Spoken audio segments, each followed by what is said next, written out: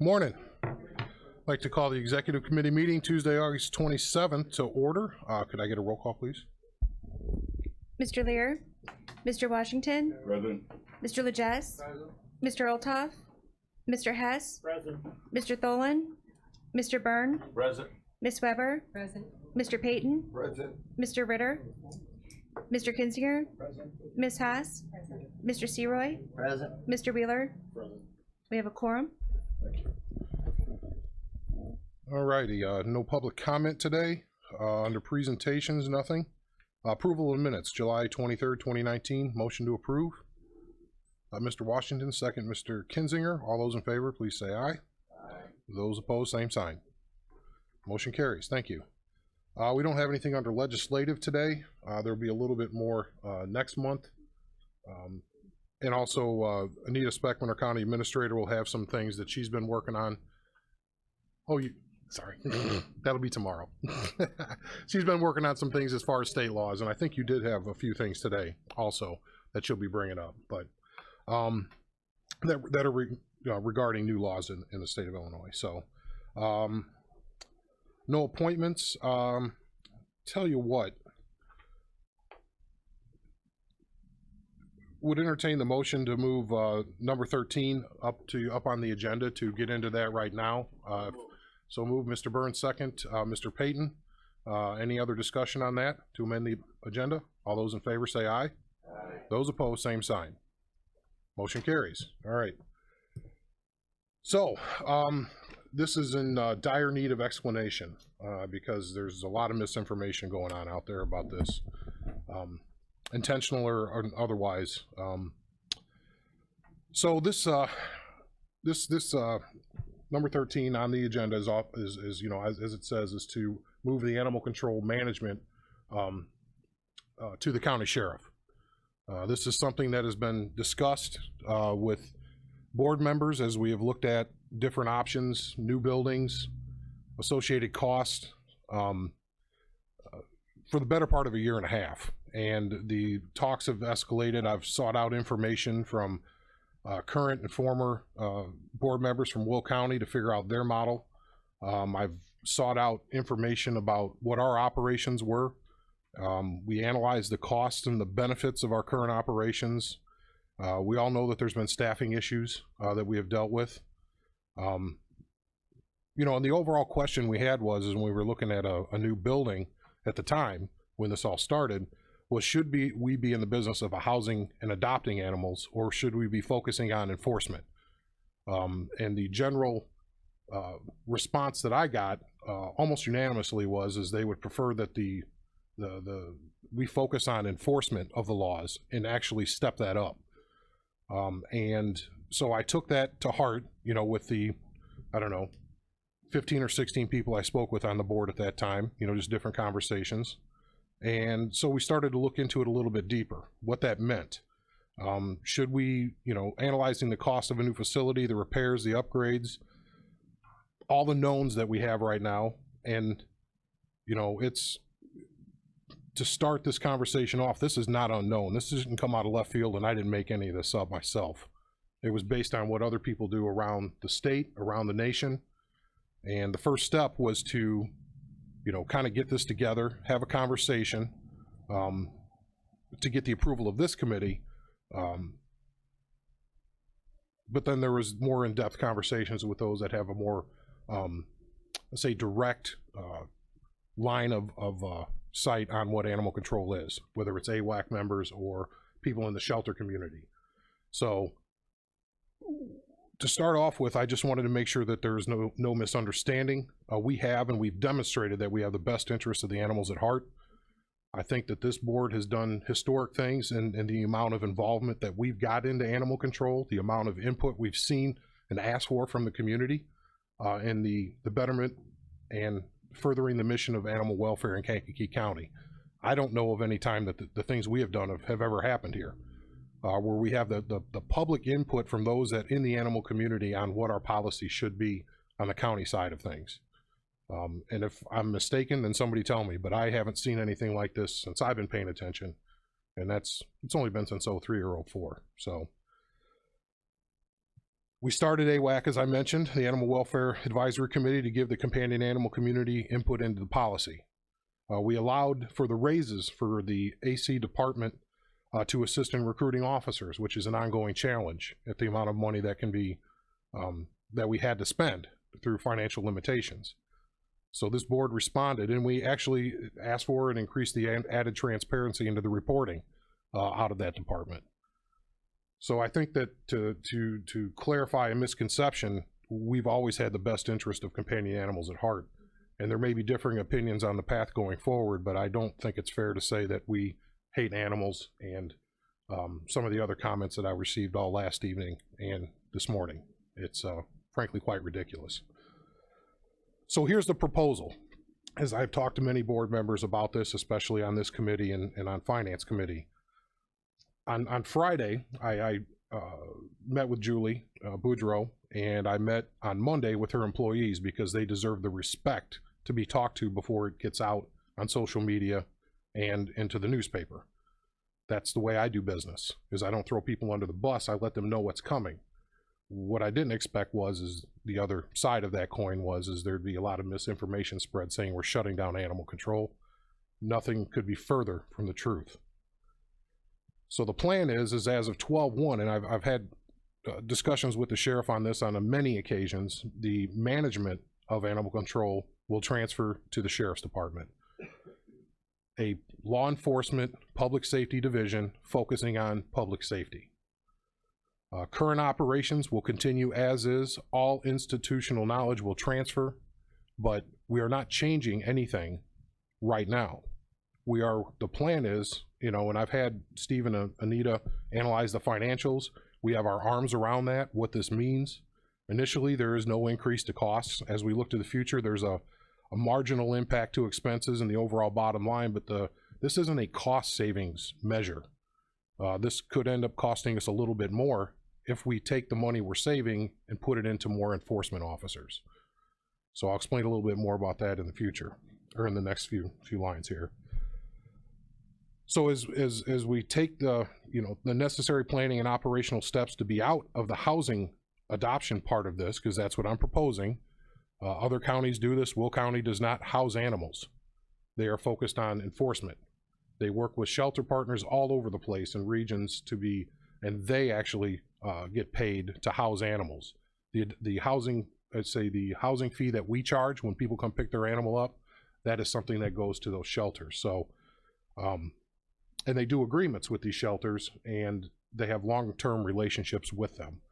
And it's not just shelters, it's other type of kenneling operation, veterinary, places and things like that. So more to come on that, but that's part of a rollout. That's part of a full plan that doesn't happen on 12/1.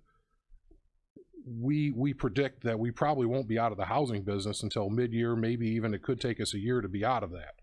We're not just doing it to stop immediately. What we're doing is we want to focus on enforcement while we transition out of housing and adopting animals. So the decision that we have today would be one of, do we want to be in the business of doing what other shelters do, or should we do what I believe government should do and be about enforcement? That's where I'm at on this. And I have heard nobody say, when I've explained this to them, that they are against moving the management of animal control under the sheriff. I want to make that clear. Nobody has expressed that I've talked to, and that's many, many people on the board, outside of the board, in the shelter community, all over. And then that was part of the conversation we had with Julie as well, and that part of our conversation was well received by her as well. Other parts, not so much. Our model will be based on what happens in Will County and other similar counties that do not house or adopt or rely on shelter and kennel partners to do that, as I mentioned. We will focus on enforcement. This aspect is the guiding principle of this effort to focus on the proper role of government, which is enforcement and protection. This is what led me to reach out to the sheriff. As he explained to me, one of his best friends that he was in the FBI Academy with is the sheriff of Broward County. He's in charge of animal control. So again, I'm not making all this up. This is a model that's out there on both ends. And there's other counties in Illinois and around us that do the same thing. So this, as I mentioned, we talked to Julie, and then we talked to staff on Monday. There are unknowns. Change is different. With any decision of this kind, the key is to make the hard decision of enforcement or operations. That's what we're here to do today. And then we get to mapping out the changeover. And the sheriff is heavily involved in that because it's going to be his decisions on future staffing and operations and management. The major touch points have been addressed in order to have predictability and continuity. So we are not throwing everybody to the wind on 12/1. We need an orderly transition, and we need, again, institutional knowledge to transfer as well. I think that there's the synergy between the skills that can be provided from current investigators and people in law enforcement could be well received by those that are in enforcement currently with animal control. That's not going to change. We're still going to go out and pick up animals. We're still going to enforce, you know, the tags and all the other shots and all the other stuff we currently do. And that's not going to change. But what will change is we will slowly get away from housing and adopting animals, which I think is a waste of taxpayer resources at this point. Or funds that could be used for enforcement, which is what we all want, is to protect animals. I know that to be the case. So make this clear. I just want to make this clear. This is my decision, one I'm asking you to adopt as part of a policy of the board. It's not the sheriff's decision. You know, he's not out there saying, give me animal control. I want to make that clear as well. There's some misconceptions about that as well, maybe intentional, maybe not. I know many board members agree. I know our administrator, and we have talked about this. She has vast experience in analyzing animal control laws and operations from her previous employer. So she knows what's going on with the way the numbers work and what their mandate is. She's read the laws. She understands what they're supposed to be doing and what we have to do to be in compliance on the operational side of this. So this isn't, again, I just didn't wake up one morning and come up with something over a cup of coffee. This has been a process. So again, priorities, focus is the enforcement, and let those who focus on advocacy, housing, and adoption do just that, and do everything we can to help them in that effort. Cost, enforcement is what we should fund, not fund competition with what others in our community already do. Management, enforcement should reside in public safety, so you enable training and improve coordination with the criminal justice system, which is a gap that we have currently. Liability, we carry substantial risk by adopting out animals, and that is not lost on me. That has been a concern for years of, what if somebody gets mauled by a dog that we adopt out? We're on the hook for that. I want to make sure everybody understands that, because that is a serious concern of mine. Partnerships with municipalities, I think there's nobody better equipped to work with our other municipal law enforcement entities than myself, and the relationships I have with the other mayors and the sheriff. I think we will get a lot further in this effort to be able to work with them to get a continual commitment to them helping fund us being able to just to go into a community when a resident calls us. I think that's a place that we want to be, and we have not been able to be. Now, that's not a guarantee. That is an estimation, but I think it's a educated guess in this point. And worst case, we're right back where we are today. So again, the sheriff will determine his timetable, management structure, and other operational aspects of animal control. All expenses and revenues will be detailed as this is implemented. Initial analysis by staff, as I mentioned, shows a positive impact to the overall budget. And when fully evolved, this will improve. I see that happening. And so he will name the ACE animal control leadership and timetable and coordinate the transition plan with me and current staff. Julie had agreed to stay on until 12/1 and when this is complete. And so with regard to this, I'm asking this committee to approve the transition based on these principles, not the misinformation that's put out that we're shutting down animal control, because that's just not the case. It's false. We want to focus on the needs of the animals, enforcement, and proper transition, while the long-term operational changes, ones that were going to happen without the structural changes we're discussing today, because these were going to happen anyway. But once we get these changes done, they'll be codified. The state's attorney's office is taking a look at our county code to make sure that any changes that need to be made will be made, and they'll come back to this committee for those changes. So the only thing that's disappointing is the part that where we hate animals. I don't even eat animals. You know that. I'm the fattest vegetarian you'll ever meet in your life. Okay? So that's disappointing. Okay? And that's personal. And you can't say that you're in this job and you don't take some things personally. That bothers me a lot. Everything we're doing right now is because we want to actually step up enforcement and protect animals and spend every dime that we have in that resource on that effort. So I'm definitely open to questions about this or comments. Mr. Byrne? Thank you, Mr. Chairman. I fully support this move. So in this new model, as a resident of Bradley, stray animal shows up on my driveway on Sunday morning, I call animal control, someone will show up, where previously I got an answering machine. We would have to work on agreements with Bradley. Okay, because still nothing's changing right now. We still don't have that authority, if you will. The ultimate goal, though, Obviously, if is the- that it's 24/7 coverage.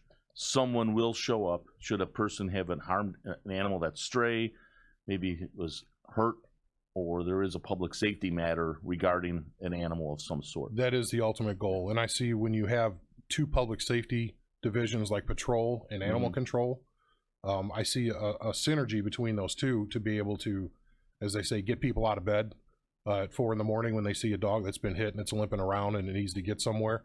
I know that we have people patrolling, not a lot, not as much as as many as we'd like, but there are people on the road. So I do see those synergies happening. And the possibilities are really endless if you approach it from that direction.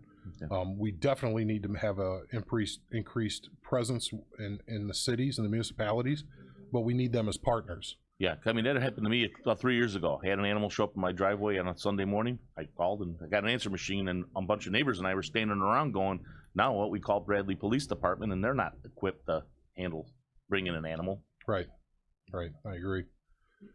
So, that's a situation that's not uncommon, and I really can't fault animal control for that because that's not their mandate right now. We all know that that's a gap.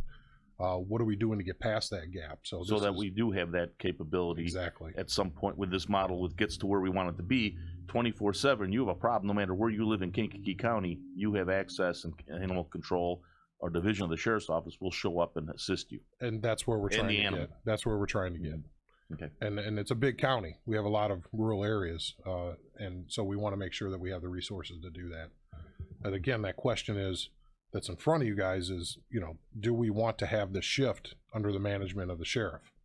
That's the vote here that we're looking at today, and then transition out of shelter operations as it is allowed. We don't have by June 30th, it's done. Throwing everybody back out on the street, the animals running around. No, that's not what we're talking about. Shifting out of it over time with a plan that is to be developed with the sheriff. Excellent. Thank you. Yes, Ms. Parker. Mr. Chairman, Yes, sir.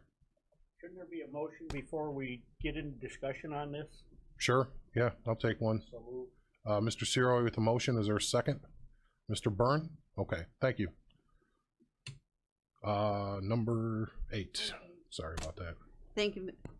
Got it? Yep. Thank you, Mr. Chairman. I am glad, I appreciate so much the clarification that you have given us today about what is happening. I have had numerous phone calls through the night about this, and it was all misunderstood and claiming we are shutting down animal control. And a lot of it was just, like I said, misinformation, a lot of anger. I quit answering the phone because I didn't want to get in discussions because I didn't know how to. Animal people are very passionate, and I didn't want to get into an argument with them, and I knew that they wouldn't listen to me last night. So I appreciate this, and I hope that the information that you've given us today gets out into the community, because we are not shutting down animal control. And I appreciate the fact that we are going to enforce the laws and the safety of our animals. That has been the biggest concern of AWAC, is protection of animals. And to know that you are going to be able to carry on what we have started is a good feeling. So I appreciate your clarification today. Thank you. Mr. Ciroy?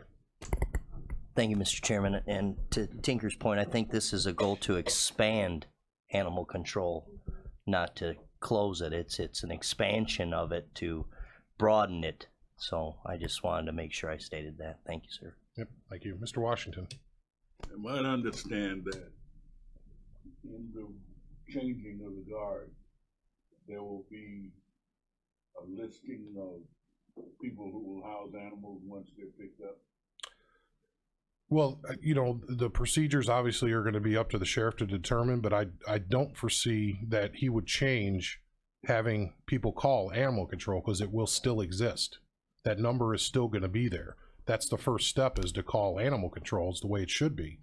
And so that number will go out to Justice Way.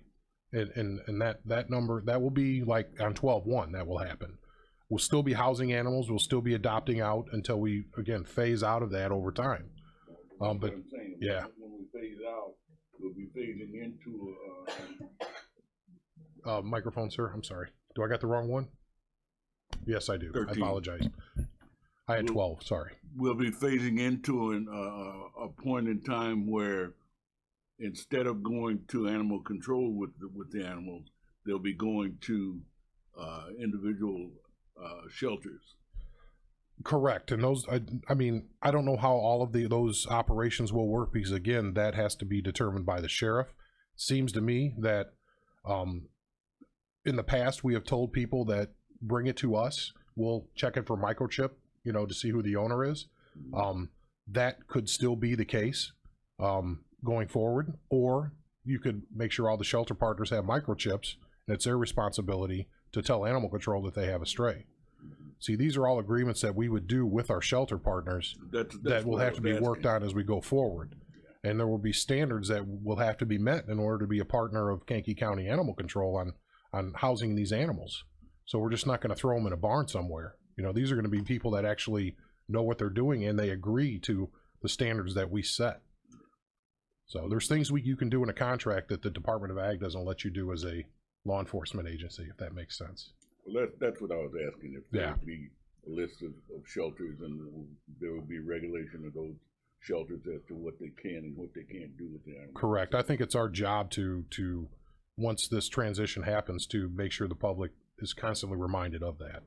So again, it's a shift, you know, and it's not going to be in a day. So there will be education on that.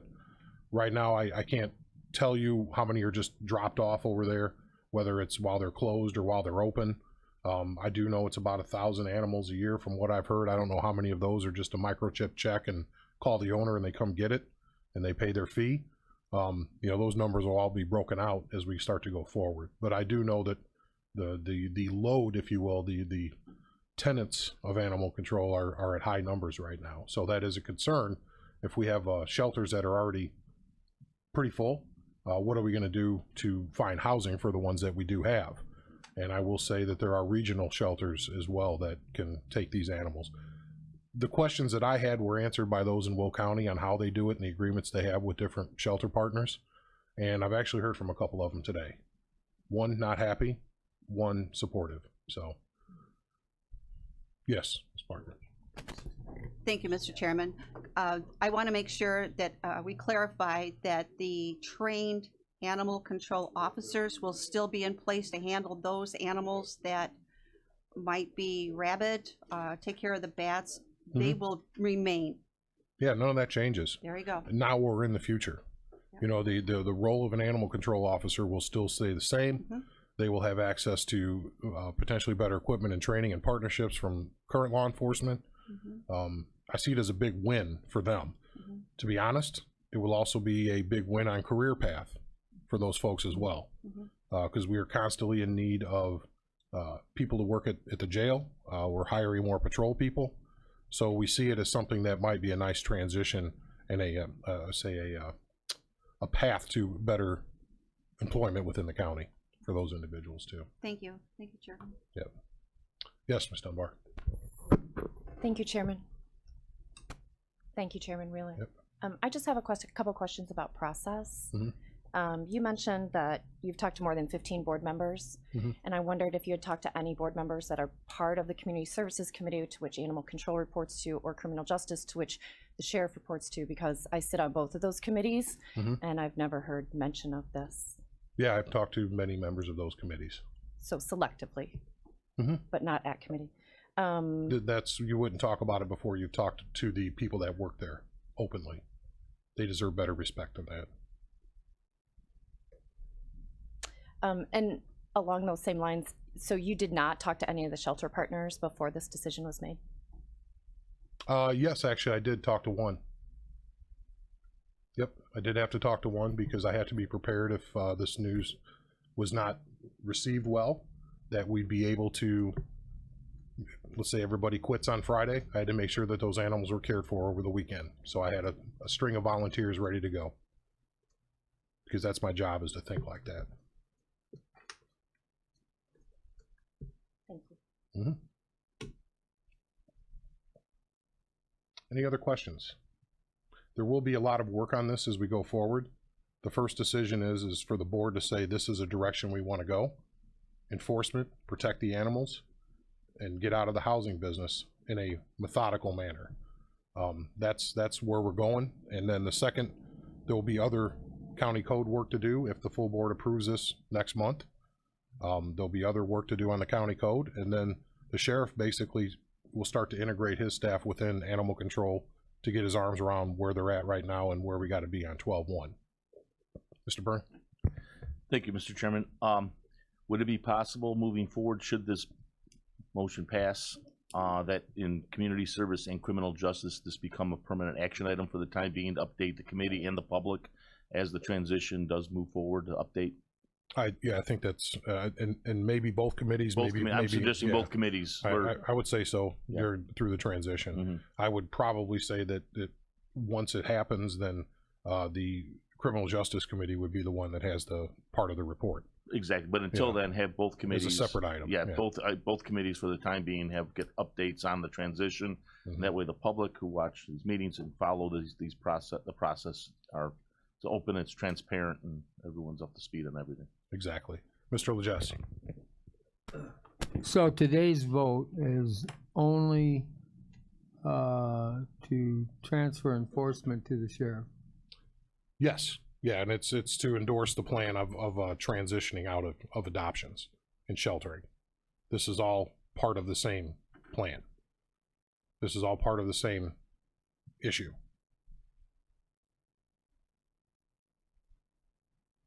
Now, when that final date of being out of that business, that other people already do, that is depending on when they actually are able to document exactly what the path is going forward. Because the intent of the decision really is this: do we want to shift those operations to the sheriff? Okay, and do we want to build buildings to house animals, or do we want to spend our money on enforcement? Okay, that's the real decision here, because we were going to have the ask is coming all the time. Do we want to build buildings? Do we want to have an animal control facility and put millions into it and all the operations that'll be associated with that? Or would we rather spend that money on going after people that are fighting dogs and abusing animals? I vote the latter. And I've heard nobody that tells me that it's more important to have a building than it is to go after dog fighters. Because that's what I'm here for. So I wished I had a more complete answer on what the future looks like. There's a lot of work that has to happen between now and then. Okay, I know that's work from the sheriff's department side of things, and I'll help in any way that we possibly can. Ms. Dunbar? Thank you, Mr. Chairman. So is not that I'm voting today, but is the vote today and then the subsequent vote at the full board, our vote on 510 ILCS 5.3, Chapter 8, Paragraph 353, that the animal control administrator is removed by the county board chairman with consent of the full board? Is that also included in this, her removal? That question, yes, it goes to the full board, but that decision will be made, and then we will do that for 12/1. Yep. Yes, Ms. Parker? Thank you. Thank you for allowing me to speak today, Chairman. I represent AWAC. I don't represent AWAC as the committee today. I am an animal lover and chairman of the AWAC committee. And we stand for welfare, and what you have told us today, the welfare of the animals is first and foremost. Mhm. And I appreciate that. And I, as an animal lover, I do support what has happened. I can't vote today, but I do support the transition. Okay, thank you. Any more questions? A motion and a second, I guess. We already got that? Okay. All those in favor say aye. Aye. Those opposed, same sign. Motion carries. So yeah, this will appear on the agenda. I'm sure it'll be a spirited discussion at the full board. So, thank you. All right, moving on. Okay. Sorry, when the director walks out, I have to pay attention here.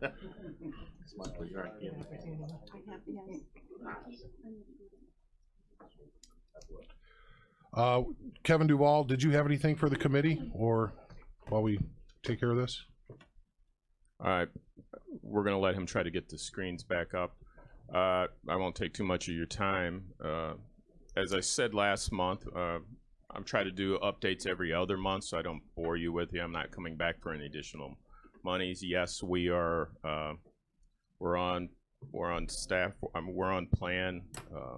We're doing fine. As the recorder said last month, we put all efforts to getting her department updated and switched over. All that has happened. We've upgraded and consolidated some servers during that same time, and for the most part, we've completed this building. So now for the remaining of the fiscal year, we will be concentrating on the court buildings, which will be the courthouse and the annex. I'm currently working with the probation department of some reconfiguration that he will potentially do, pending some other things that need to be approved in criminal justice, which would require us to do wiring. None of this will cost you any more money. They'll be within the existing budget, but they're the things that we do day to day. I'm trying to stall to give him time to get the TVs back going there. But if you have any questions, it's the normal thing. We try to stay on budget. We're doing and stay on path to doing the upgrade. I don't foresee any problems with that. If you have any questions, I'm always here to answer for you. Thanks. Yeoman's job of stalling. Thank you. Health Department, John Beavis. Is John here? Yeah, there he is. He's in the back. He's hiding behind Mark.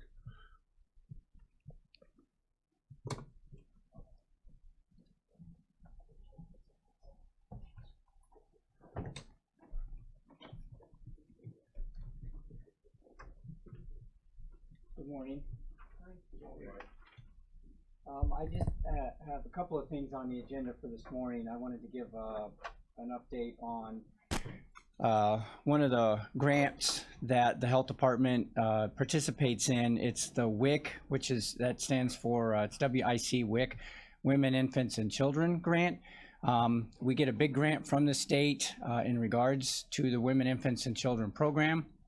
We get a supplemental grant for $1,000 through the same programs. It's a separate grant for $1,000, and it's called the WIC Farmers Market. We've been doing that for a number of years. The major role of that grant is to promote the routine consumption of fresh fruits, vegetables, cut herbs as part of the daily diet of expanding or aiding in the expansion of new and additional farmers markets and roadside stands throughout the county. So it's helping to educate our clients that participate in the WIC program that the coupons that they receive through that grant, that they're able to use those for healthy food choices through a farmer's market then that we put on at the health department, and educate them about the other surrounding farmers markets in the county, such as the city of Kankakee, Momence, I think Grant Park, Mantino, a number of other communities who do those farmers markets, helping educate people on better healthy food choices in relation to the coupons that they get. So last year, we were considered one of the top 5 farmer markets that sponsored an event throughout the state of Illinois, and we had served over 322 individuals getting those coupons and that education out. This year, we improved those numbers to 376. This was 2 weeks ago was our farmers market on a Friday, and so that was an increase of 17%. So we were very pleased with that. We had a very great turnout. It was a beautiful day, such as today. So we had a lot of individuals that came out. The farmer that was there as our vendor was able to sell a lot of product. One of the things that we did in addition to this program this year was we have 2 staff who've recently been trained and certified in car seat safety checks. It's hard to say that 3 times fast. As a result of that, we offered throughout the course of the day then, with the assistance of the state police department behind the building, anyone who wanted to sign up and have car seat safety checks, they could do that. Now those checks take about 45 minutes to do. So we were busy throughout the entire day, and we were very impressed that so many people did take advantage of those checks. So we were able to educate people on a number of seats that had been installed improperly, the seats that were expired and they needed to replace them, and then we had the ability to, in some cases, give seats to people who didn't even have them for their child that they were transporting in their car. So as a result of that, we weren't sure what to expect, but we served 41 individuals through those checks. So we were very excited about that. And now because we have those 2 staff on that work at the health department, we will be able to continue on a day-to-day basis. If individuals come in, they'll see our advertisement for that, and then we can have our individuals check their car seat throughout, any day, Monday through Friday. So we were very pleased about that. So I just wanted, that was something that went on in the community, was very impressed with that. Any questions on that? Sierra? Thank you, Mr. Chairman. Mr. Beavis, do any farmers donate produce to your farmers market, or are they all charging? There was one vendor at this year. We reach out to a few vendors. Sometimes the date doesn't always work with their schedule. So this particular vendor is selling the product, and what it is through the coupons that the clients receive through that program, it's designed to only buy certain types of food products, such as the fruits or vegetables. So it's not that he's giving anything away, although we could potentially do that. But the point is, we're trying to get the clients to come in, one, to get their services at the health department. Here's the opportunity to also participate in a farmer's market and then buy healthy food choices on site, along with the other services we provided outside that day for, children's games and activities to keep them busy. But it's not given away, no. Okay, it's more of an experience of using the farmer's market for these individuals. And correct.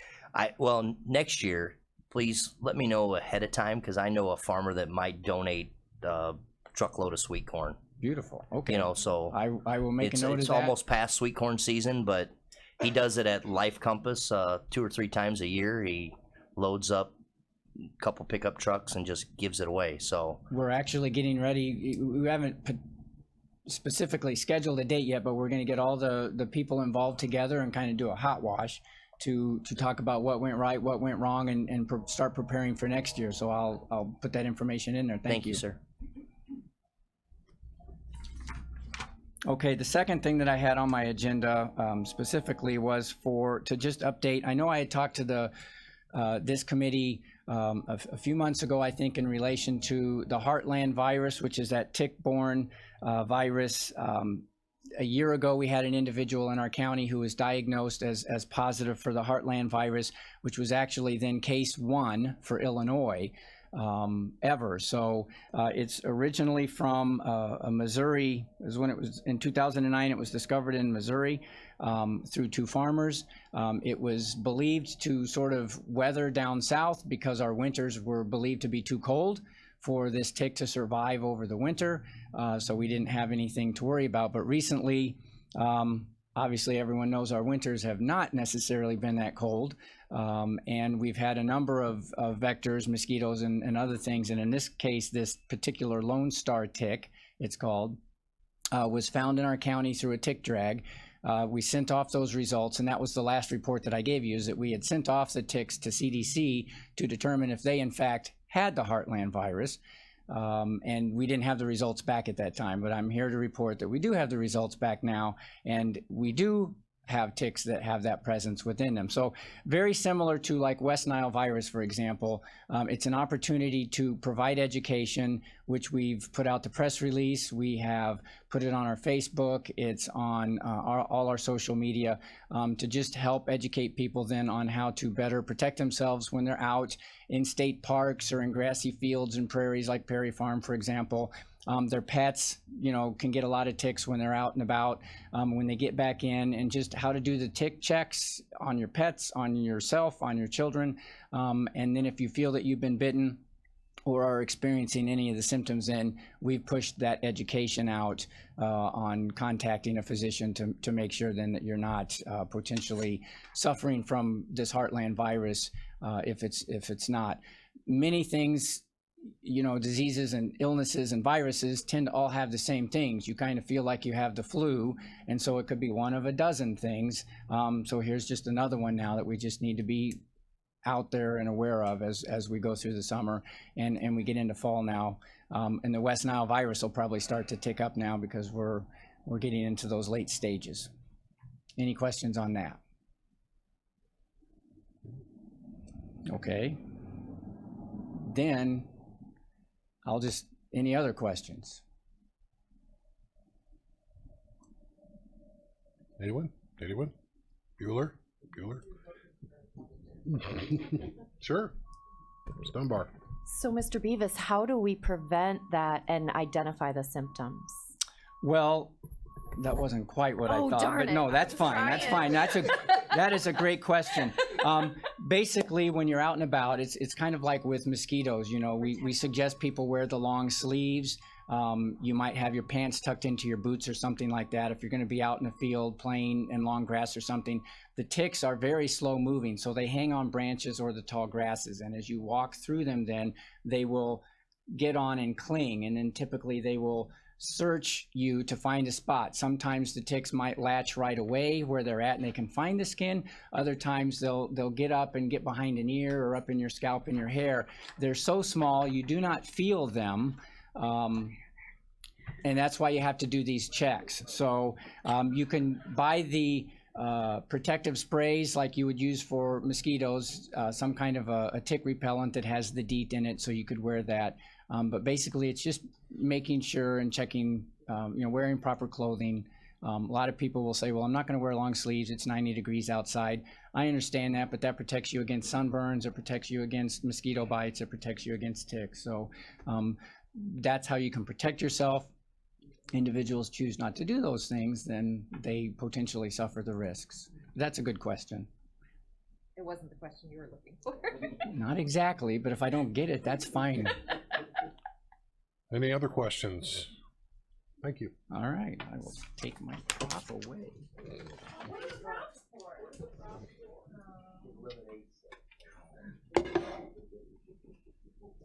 That was Well, how apparently eliminates. you want to talk about it, so let's go ahead. This would be the lemonade stand. So the health department does not have a problem, never has had a problem with having individuals who want to do lemonade stands. So these are the types of products then that the state of Illinois has said it's legal to have an individual wants to set up a lemonade stand. So you have a pitcher, you have water, you've got your lemonade or Kool-Aid, and for that matter, and then you sell it for 50 cents. So if an individual is doing those types of things, the health department will not, has not, will help educate those individuals on what they need to do to operate said stand. And then we could also offer education on proper hand washing like we would do with a temporary food stand, so that they could help better protect themselves or the public in whom they're selling the lemonade to. Yes, Mr. Byrne. Thank you. Perhaps maybe a short, brief video to post on your social media page, seeing that everything on social media is accurate and 100%, because everyone's experts there. So maybe this would be a good tool, or this demonstration to share with the community, since if there is confusion about what is right and wrong, or what you were looking for, maybe have someone post that on your social media page for everyone to share and educate. That's a great idea. Educate instead of regulate. Thank you so much, Mr. Byrne. That is a great idea. I know that we have, we've had stories in the paper. We've had interviews with television stations. The public health message that I've tried to convey doesn't always get out in relation to the message that I'd hope it to say. So we'll just have to go from there. this is, but we can do that. We have a social media coordinator and we can attempt to do that. So as the summer winds down, the kids are back into school, maybe this is something that we can definitely pick back up in the spring and hit this. I was discouraged that the negativity of this story may have discouraged other individuals who were thinking about doing something along these lines. The issues that the health department had in relation to how this story broke out, though, was not that we wanted to close this down per se, is that there appeared to be much more going on than just this, and we were trying to get those situations addressed with the individual.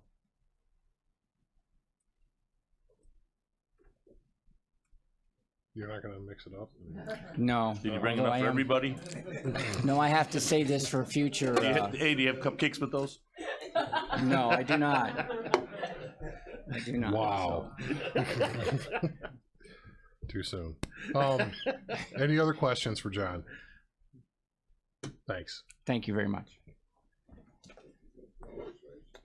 All right, moving on from home ec, we got schools, Dr. Murphy. How do you follow that?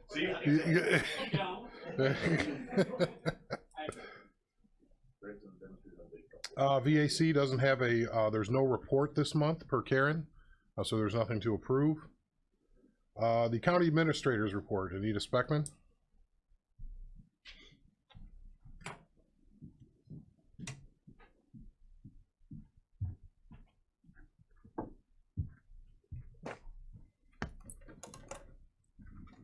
Good morning. I will start with the staffing report, which you have in front of you. And as you can see, there really wasn't a whole lot of activity in terms of our, what I want to say, regular employees, full-time employees, regular part-time. The bulk of the activity related to our summer interns. You can see in the highway department, of the 5 summer interns as of last Friday, 4 had returned to school. So there's one, or through our reporting, there's one left out there that's yet to go. And then in the state's attorney's office, the 3 summer interns, that did end, but one of those summer interns came on full-time. So that's 2 of the terminations of the three part-time terminate. It shows 3 part-time termination in the state's attorney's office because those are the 3 summer interns that term, and then one of the full-time additions is that intern going from part-time intern to a full-time position. The other full-time positions out of the state's attorney's office, the terminations, they had 2 clerical level terminations, voluntary terminations, and the office manager. The other additions of the 3 additions, you have that 1 intern, 1 SAO, and then a new, the position is, I think, director, chief of administration position that was added. One of the office personnel that termed was office manager, and that position was replaced with chief of administration. So that occurred within his department. Other than that, it's really pretty quiet day in terms of month in terms of staffing. Staffing in the corrections department continues to be an issue. I have currently 4 employees, 4 corrections officers out on FMLA, 3 deployed, and then several off on work comp. So he continues to have staffing issues there. Any questions on the staffing report? No? Okay. The next item on the agenda is the Employee Assistance Program, and you can see that there's a nice, easy to read chart. As a former accountant, everything is a grid to me. So what I tried to do, Andy and I have been talking about an employee assistance program. We had one at the county, and the provider canceled our contract at the end of that term.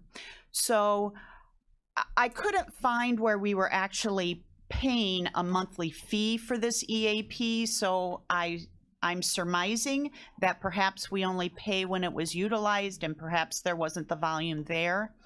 I reached out to Mike Lynch, our benefits broker, and he actually did some research on 4 different companies, 8 different plans, and I have that proposal here from all of those.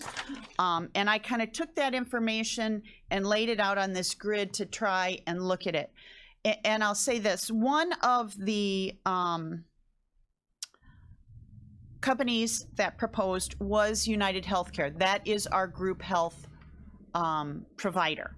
So the first 3, those are varying levels of support. The UHC Care 24 is a current program that is no charge to the county within our group health plan. But as you can see, it's really a referral plan so that our covered employees who are enrolled in the UHC plan, any of the UHC plans, can call up for referrals. That's really all there is at that. There's no charge to the county. It's included in our health insurance costs. The other 2 are a couple varying levels. Really, if you look at Optum and then down at Perspectives, you can see that there's 3 lines for each of those with different pricing. And really the difference goes, if you go over to about 3/4 of the way across the page, phone sessions, 3 in-person sessions, or 6 in-person sessions. Those are really the differences in pricing. There's different levels of referrals there. And they all have a myriad, many similar types of programs available to our employees. If you look at the proposals and read it clearly, UHC really prides itself at being connected to our group health, and their intent is to help our employees find their way into the group health plan that they're enrolled in, and find services there. The other organizations really pride themselves, and there are statistics in their proposals to keep your employees kind of out of your health insurance. So try to resolve it standalone, whatever that issue is. 2 of the 3 actually said that there's between 80 to 85% of their contacts need no further healthcare assistance through your health insurance plan. So their intent is to provide value by keeping your utilization of the health insurance plan down. So there's really a lot more work to do. I'm reaching out to each of the providers, asking questions about differences in the varying levels. There's a lot of different, other than even health or mental health assistance, there's a lot of other assistance they're providing.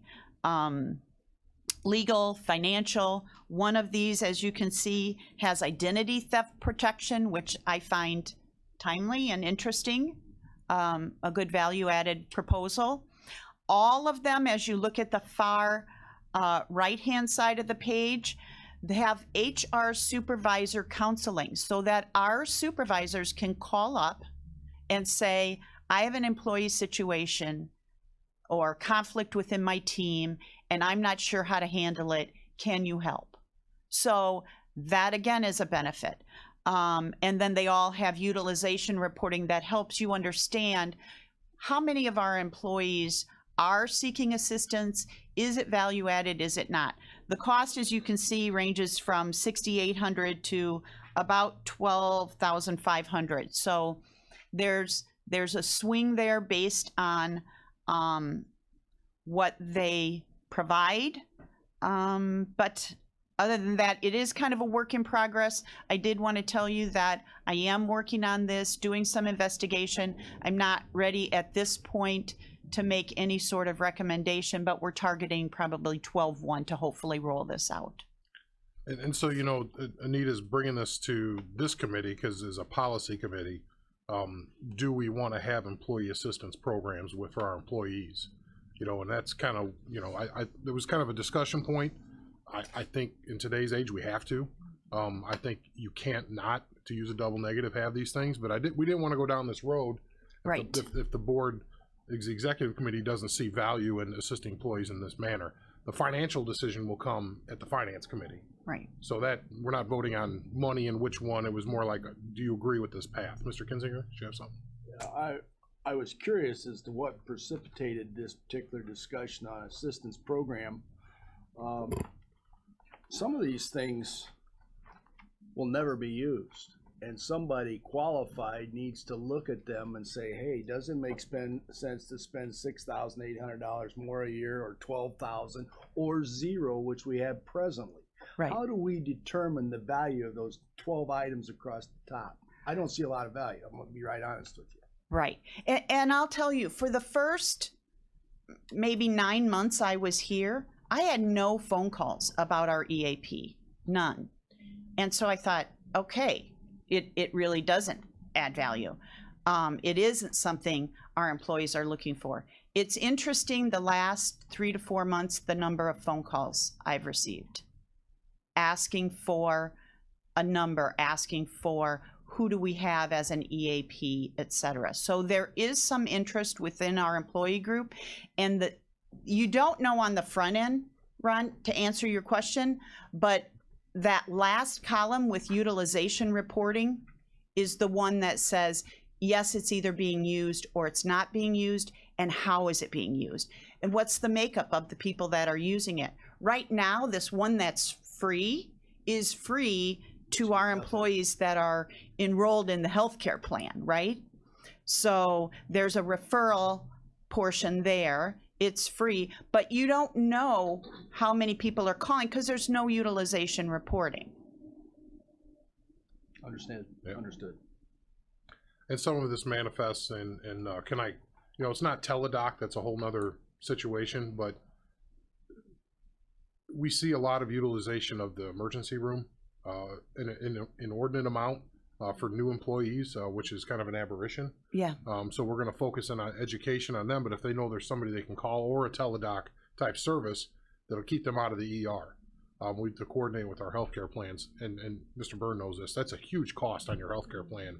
Instead of going to a doctor or the clinic, you know, urgent care, they go to the ER. That's just, they put you upside down real quick. So this fits into that overall model of doing what you need to first before you go. And that obviously if you have an open wound, go to the ER, but if you have a cold, maybe it's best served another way, or you're feeling, you know, some type of a mental health issue. You know, there's people to call through this number as well. So anything? Oh, Mr. Hess, sorry. Thank you, Chairman. Anita, on the wellness seminar, it shows that United Healthcare on the two has an X, then one says quarterly, then monthly, then there's $1,000 charge. Right. Is the wellness seminar, is that something you could go to more than once? Right. They would hold different, as you read through their proposals, they would hold on-site wellness seminars here for our employees. Yeah. Thank you. Mm-hmm. Any other questions? So we'll continue on this unless there's somebody says don't, you know, so I just want to make sure we're on the right path. Yeah, that'd be, I think it's appropriate. Mr. Hess, second. Mr. Byrne, sorry. I guess all those in favor say aye. Aye. Those opposed, same sign. Motion carries. Thank you for that. Or what you got? Sure. Okay, lastly, there are some employment law changes that will impact us, some extremely quickly and some the first of next year, which maybe we're not going to see. Oh, here comes Jason. voice.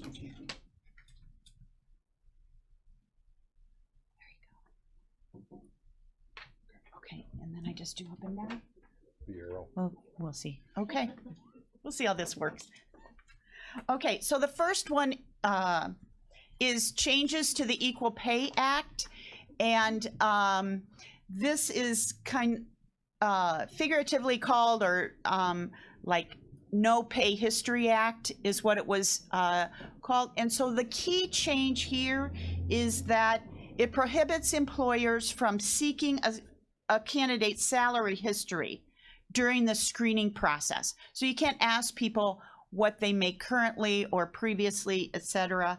There are a couple exceptions, is if your applicant is a matter of public record. So that would be if our employees went somewhere else. Our salaries are all public record, so obviously we could be asked what we make. If you're a current employee applying for another position within the organization, or if the applicant voluntarily discloses the information without you having asked about it. The downside of that is if the employee discloses it, you cannot use that in your hiring decision. So now you get to a point where as a manager, you got to make sure that you're documenting why you chose or not chose somebody. So it's difficult.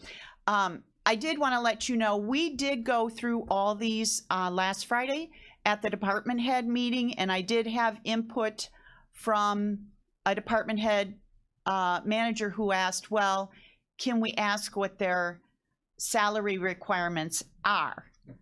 Good. Yeah, I know. Except that gets really dicey. Now they're going to tell you something, and now you have to prove that wasn't the reason for your hiring decision. It's a slippery slope. Your best, as always, to set your salary range, to know what it is, ignore salary as a piece of it, and make your proposal to the best, most qualified candidate. Sure. We did take the county employment application that is online. We revised it and removed the salary boxes, and we updated that and posted it to the website on August 7th. And as I stated, we did review it at the department head meeting last Friday. The last piece is, I don't recommend making a change or a separate policy. Our current equal employment policy does indicate compensation as a reason for not discriminating or equal employment opportunities. So rather than try to specify this, if you go down this path, you could end up with a policy for every single piece of this, which you can see is lengthy. In general, it's covered, so I don't think anything additional is necessary unless you would like a separate policy calling it out. There is a new anti-harassment law. This is changes to the existing. It limits the use of employment policies, or as you can see, like agreements. This is making the paper a lot recently, that prevent reporting of any sexual harassment, like arbitration clauses, etc.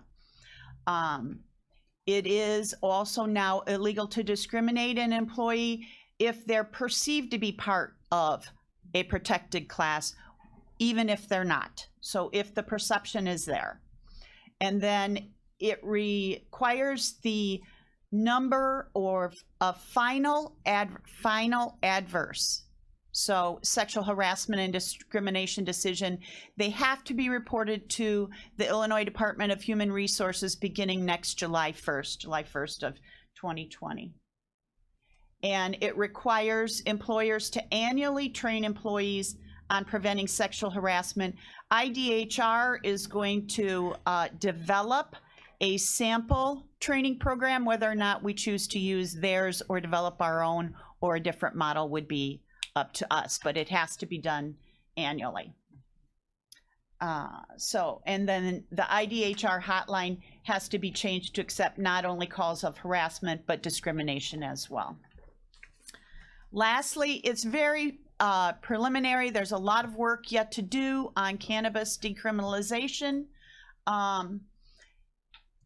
Essentially, what the law says, you're still subject to civil, criminal, or other penalties if you are under the influence of cannabis, and it would constitute negligence, professional malpractice, or professional misconduct. So you're aware, this all comes from a webinar that I attended based on one of our employment attorneys.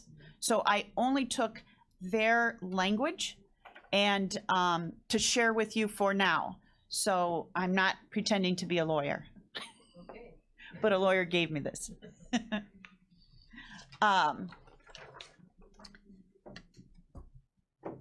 So in other words, just because use is no longer illegal, we do not have to allow our employees to use it on the job or be under the influence on the job. That's not what the law does. It doesn't allow it. They can't bring it here. We don't have to allow that. So there is some protection for us as an employer. We can discipline or terminate an employee for violating our employment practices or our workplace drug policy in a non-discriminatory manner. So that becomes a little dicier. The one key thing that this webinar talked about was if you are drug testing, pre-screening prior to employment, you cannot use a positive cannabis result as a reason not to hire someone, because there's no way to tell whether or not that is from sometime when they're off work or during work. So you're unable to make that determination. So you can't use that. That's a privacy issue, and you can't use that as a hiring decision. What about a truck driver? Next page. Excellent segue. Sorry. No, perfect. Actually, you took Mark Rogers, his question from last Friday. Right. So, I guess it's 2 pages. So there is a good faith safe harbor that if you truly believe someone is under the influence and it's lessening their performance, then you have the ability to reprimand that employee, or what do I want to say? I'm not thinking of the right words, but the one thing that was stressed during this webinar is really, in the past, you could probably send somebody for a drug test, right? And they're saying don't use that as your basis. Again, because your drug test can screen positive from some time other than when they were at work. So what you want is maybe witnesses from coworkers that they weren't doing their job, performance standards are decreasing, perhaps video evidence of impairment, something like that. So it's a little more challenging for the employer.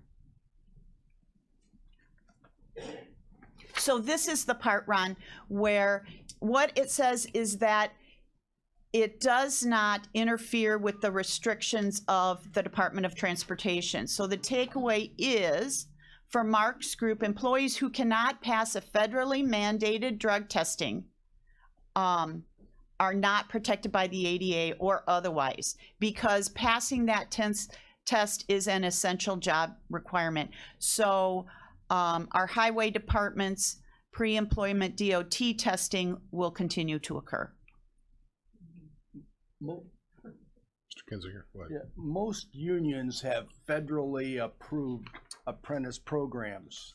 Do those apprentice programs, which now require drug testing, are they now superseded by this Illinois law, or can those recognized federal training programs still persist?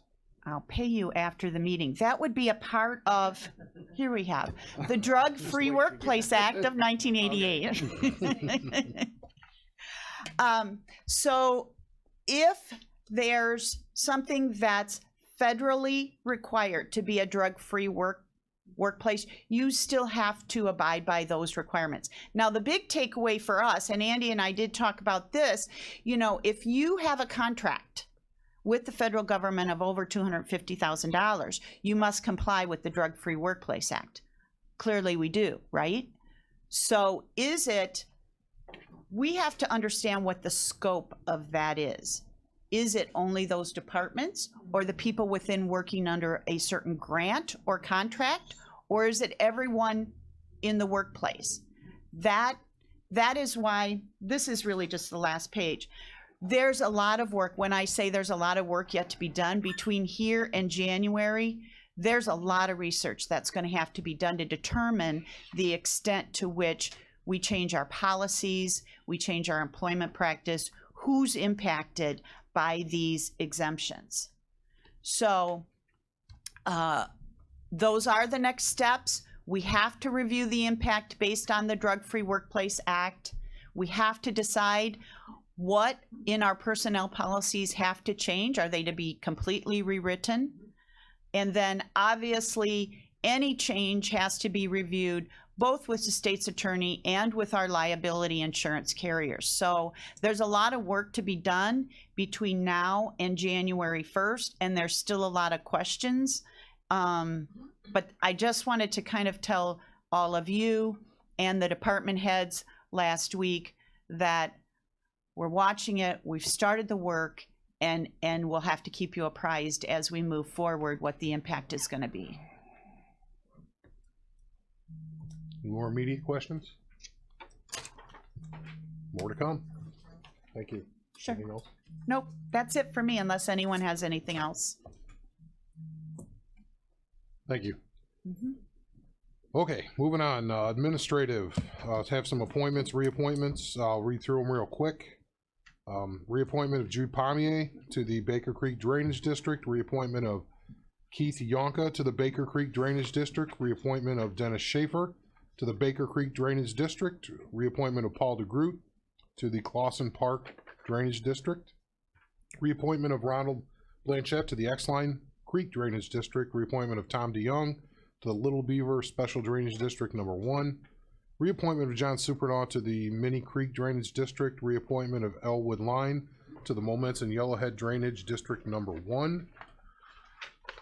Ooh, here we go. We got a bunch. Reappointment of Jason O'Connor to the Raymond Drainage District. Reappointment of Gerald L. Wagner to the Raymond Drainage District. Reappointment of Roger Keir to the Rockville Drainage District number 1. Drainage District number 1. A couple A's in.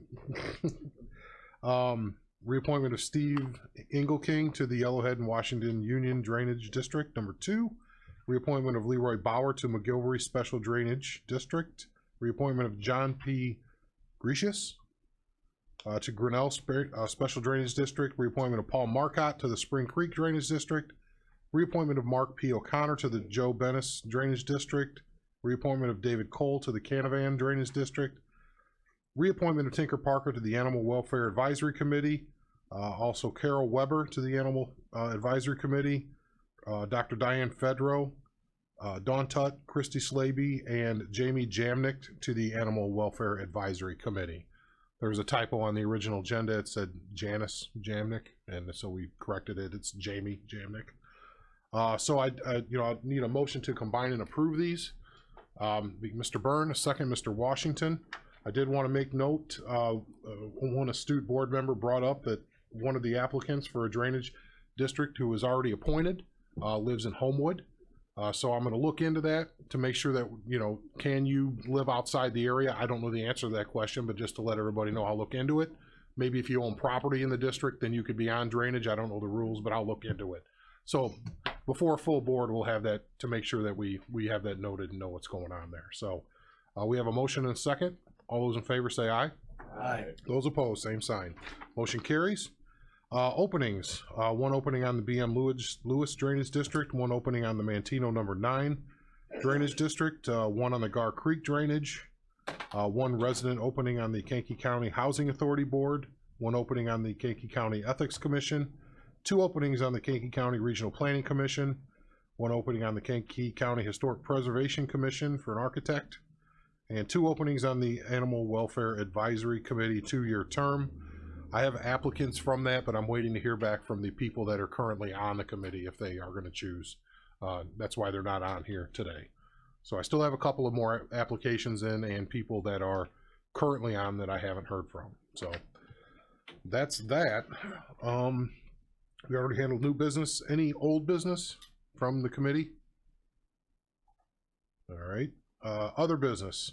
Just want to mention, remind everybody, the State of the County full board meeting is going to be at the library in November, the November full board meeting at 5:30.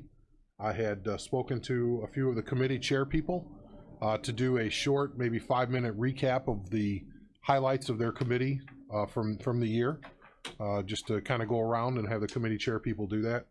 We'll provide them with all of the agendas and the minutes associated, so they can, sometimes you move on, and a year ago seems like 2, 3, 4 years ago, because we do so much in committee. So more to come on that.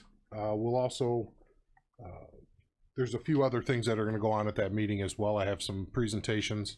The releasing of the Kankakee River work plan as part of the Indiana work plan that is going to be prepared and ready for that release at that point as well. A lot of people are seeing exactly what came of that, so we'll have that ready for November. And also to mention, I'll be in DC with some congressional meetings. If anybody has anything from this committee that they would like me to bring up, I have meetings scheduled with our current representative, other representatives reaching out to senators, and also I have something on the books with a ranking member of Appropriations Committee in the House. So let's just say it's nice to have a lobbyist. So it's those doors open up. That's what you get when you have a lobbyist. So any other questions today? Motion to adjourn, Mr. Legess? Second? Mr. Hess? All those in favor say aye. Aye. Those opposed, have a good day.